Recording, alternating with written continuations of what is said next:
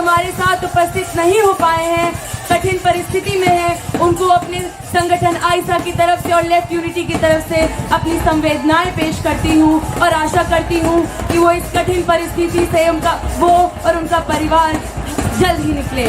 साथियों, JNU-SU के presidential debate के इस क्रांतिकारी मंच से सबसे पहले मैं याद करती हूँ फिलिस्तीन के उन लोगों को जो अकेले हम सब की लड़ाई लड़ रहे हैं साम्राज्यवाद के खिलाफ, उपनिवेशवाद के खिलाफ। और साथियों, हम देखते हैं कि किस तरह फिलिस्तीन आजादी की जरूरत है, आजादी के भविष्य की जरूरत है। इसीलिए फिलिस्तीन का नाम सुनते ही इन फांसीवादियों के सीने पे सांप लौटने लगता है। लेकिन हम वादा करते हैं कि जब तक जिएंगे फिलिस्तीन जिंदाबाद का नारा लगाते रहेंगे। साथियों, इस मंच से मैं कश्मीर में अपने स्टेटहुड की लड़ाई लड़ रहे लोगों को क्रांतिकारी इस्तकबाल पेश करती हूँ, सलाम पेश करती हूँ। और साथियों, यहाँ खड़े होके लद्दाख में अपने जल, जंगल और जमीन की लड़ाई लड़ रहे लोगों को सलाम पेश करती हूँ और सोनम वांगचुक की रिहाई की मांग करती हूँ।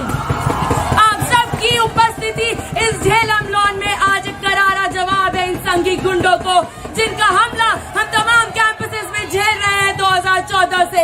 हम देखते हैं कि इनका हमला सिर्फ किसी व्यक्ति पर नहीं, आइडिया ऑफ इंडिया पे, आइडिया ऑफ यूनिवर्सिटीज पे और आइडिया ऑफ JNU पे होता है। इनका हमला होता है भगत सिंह अम्बेडकर के सपनों पर। हम देखते हैं रोहित के इंस्टीट्यूशनल मर्डर से लेके नजीब के फोर्स डिसअपीयरेंस तक किस तरह इनका हमला है हर उस शोषित वंचित तबके से आए हुए लोगों के सपनों पर, जिनके संघर्षों से हमारे कैंपसेस बनते हैं। लेकिन हम इन्हें बता देना चाहते हैं कि JNU इनकी फांसीवादी साजिशों के खिलाफ हमेशा एक रेजिस्टेंस का मॉडल बनकर डटकर खड़ा रहा है। इनके हर शटडाउन JNU के सामने हम हमेशा फाइट बैक करते रहेंगे। साथियों, आप सबको अपने डेमोक्रेटिक राइट्स के लिए लड़कर जीतने की मुबारकबाद देते हुए आप सबका ध्यान ले जाना चाहूंगी 1000 किलोमीटर दूर बिहार में हो रहे चुनावी संघर्ष की ओर, जहां पर भूमिहीन मजदूर, किसान, महिलाएं, शोषित, गरीब, दलित अपने मूलभूत अधिकार के लिए लड़ रहे हैं।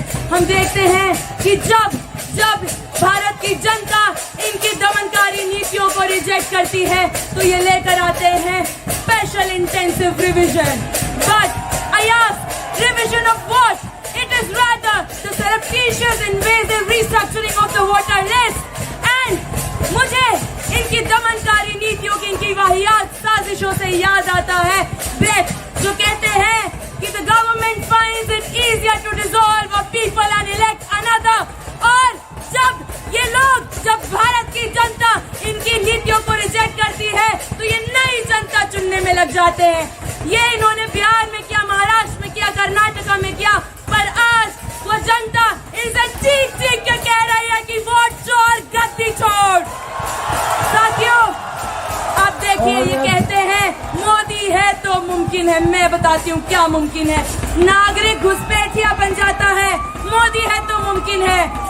तमाम मेहनत कशों के घर गैर कानूनी करार देकर बुलडोजर तले ढा दिए जाते हैं, मोदी है तो मुमकिन है। और मोदी है तो मुमकिन है कि चीफ जस्टिस ऑफ इंडिया पर जो एक दलित आदमी है उन पर जूता चला के मारा जाता है और कोई कार्रवाई नहीं होती है। मोदी है तो ये मुमकिन है।